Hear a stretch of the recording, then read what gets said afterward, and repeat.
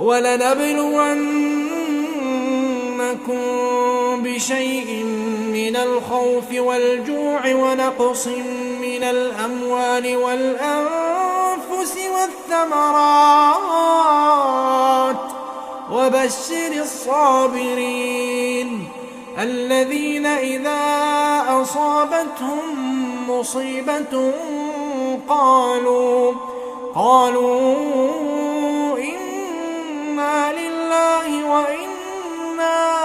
إِلَيْهِ رَاجِعُونَ أُولَٰئِكَ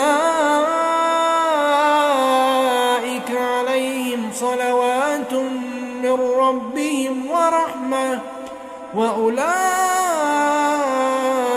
هُمُ الْمُهْتَدُونَ.